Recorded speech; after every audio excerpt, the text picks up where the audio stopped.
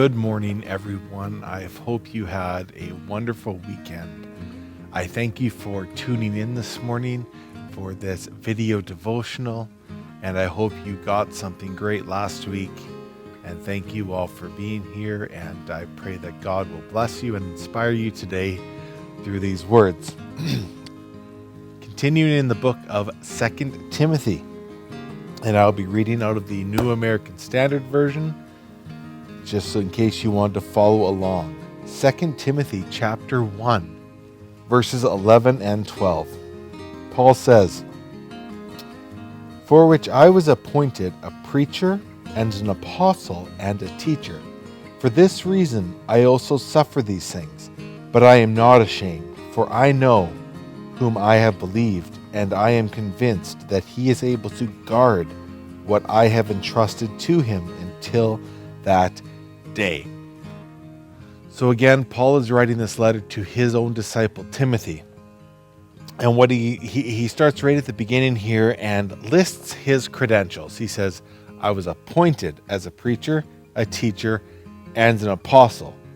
So the apostle is an office of ministry that is sent by the will of God. They are an envoy.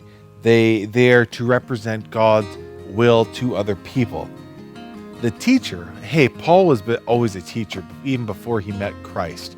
He was a very learned, a very studied man. He was an instructor.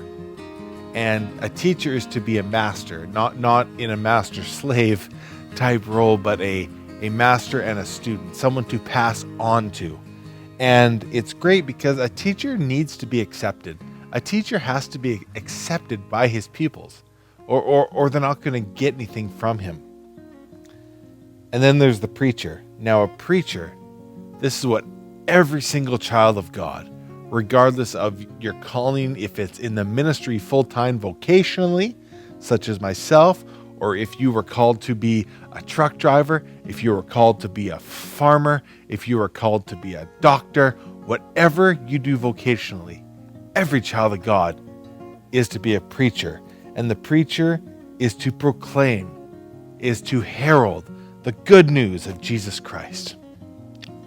Paul says he suffers all these things and he is not ashamed. The word suffer here doesn't mean what you think it does. What it means here is you choose to act in a certain way. Regardless of whether the consequences are good or bad, you are going to endure the path you decide. And Paul knows that his faith in God is well placed. He says, I've entrusted all this to God because I trust in God. So I say to you this morning, whether or not you are walking your path based on your education, like Paul was as a teacher, whether or not you're walking your path because of an appointed position, like Paul was as an apostle, this would be akin to your employment, a job you were given to do. Or whether or not you're walking your path based on your passion, like Paul was. Entrust every part of your path, every part of your walk to your Father in heaven. Do not separate the spiritual from the physical. Do not separate the mental from the emotional. Do not separate your vocation from your Christianity. Our beloved Father, dwelling in the heavenly realms, may the glory of your name be the center on which our lives turn. Manifest your kingdom realm and cause your every purpose to be fulfilled on this earth, just as it is in heaven. We acknowledge you as our provider for everything we need today. In your almighty name, Father, I pray. Amen. God bless you all. Have a great start to your week.